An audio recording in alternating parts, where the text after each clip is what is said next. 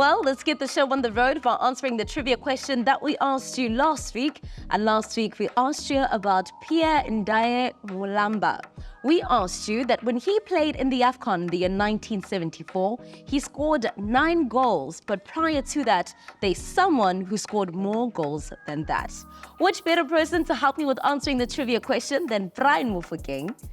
I mean, this one, I don't even want to lie to you. I had to start off by going to look for Pierre.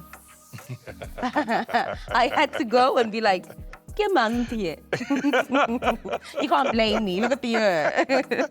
Yeah, number 2000. Get me out of my misery. Yeah, please. boy. You know, if you go back to the history of the Afcon, 1968, a player scored 6 goals. 1970, a player scored 8 goals. 1974, that's when Pierre Ndaye Mulamba scored a total of 9 goals. But the record holder at that stage was Laurent Puku. Laurent Puku. Laurent Puku had actually scored 8 goals, that is 4 years before in 1970 in Ethiopia.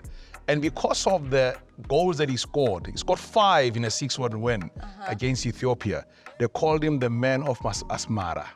He scored 5 goals there. He held a record for a total of 14 goals scored in the 2 tournaments he played. In fact, to be the top scorer of the Afcon overall. And that record was broken by Samuel Eto'o in the 2008 Afcon. So if you got it, well done. Also, if you got it, it means that you're really old. I'm kidding. But that's last week's trivia question. Let me throw this week's one to you.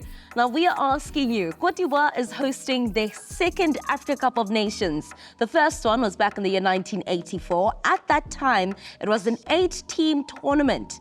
This year, the teams have assembled, but of the teams that have assembled, 5 were there. Which 2 are not? Huh. Must I give And the I'm 5? saying 5. Must I give the 5 that You are can there? say 5, and I'm saying 5 because I'm including Cote d'Ivoire, right? Oh, 6 scored when we qualify number 6. Yes, to 8. Okay, cool. Yeah. Yes.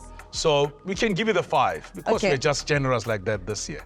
Okay. Aren't we? Let's do it. Oh, today? Let's Do we do it? Yeah, yeah. Nah, do we? Yes. Nah, yes. nah. No, come on. Help me at least. Help you help somebody else. Help me help someone. Yes. 5 nations, Algeria, Cameroon, Egypt were there, Ghana as well as Nigeria. Okay. Those are the 5 nations plus Cote d'Ivoire making it That's 6. Cote d'Ivoire. There are 2 who are not there. Alrighty. Who are those? Who are the 2 nations who are not present at this current Afcon who were present back in the year 1984? Hashtag Fut-Afrique, that's where you send through all your answers or any interaction that you want to throw to us on this show. Now, Brian, I want to know from you, the African Cup of Nations is officially here. What is the perception of this competition in the footballing world as a whole? Unifies, unity. That's the big thing. I mean, if you think back and look at Cote d'Ivoire, you know, between 2002 and 2007, they had a civil war that ended in 2007. So fast forward, 14 years later, they're welcoming the world to Cote d'Ivoire for a tournament.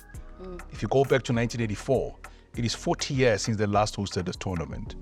And it is the pride of the people of Cote d'Ivoire at the moment to say we're welcoming the world into our city.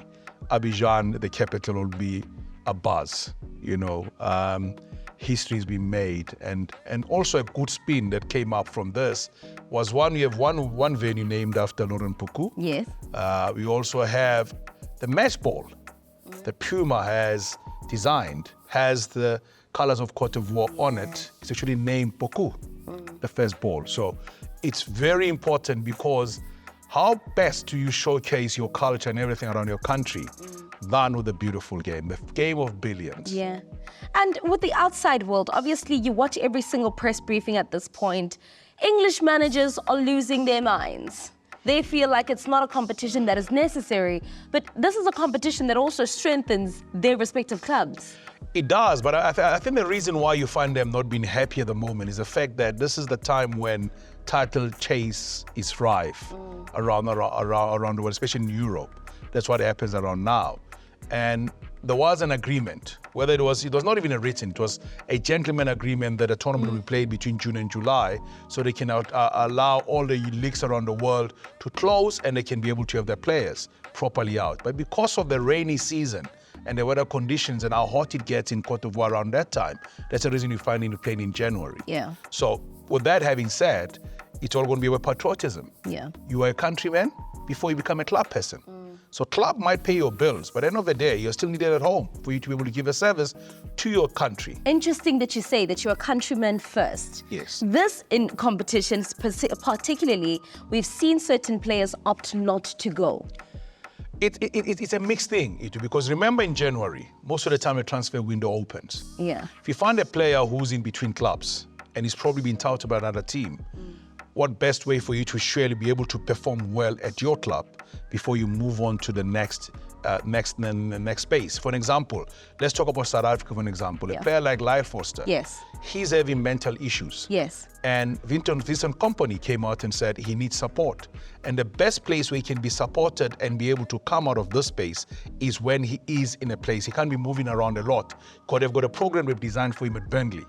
So that's the reason not part of the Bafana squad. So they've given him that leave of absence for him to be able to nurture himself, because what good is a player when he's not 100% fit to play for you? Fair enough, but that's Lyle Foster who has mental issues. Yes. We have other players who just say that they want to stay with their clubs because it's that time of the season where they can't mess it up. As countries, are we supposed to accept those players back when they now feel that, okay, now I can go to Afcon? It's a choice. I mean, I've seen coaches... Do you think the African continent will welcome them back? I've seen coaches who have said, you know what, the reasons you gave me were valid enough for me not to have in a squad at that stage. Maybe you felt personally you're not fit enough to be part of the squad. You wanted to probably state a claim and get a place in a team where you're playing at the moment.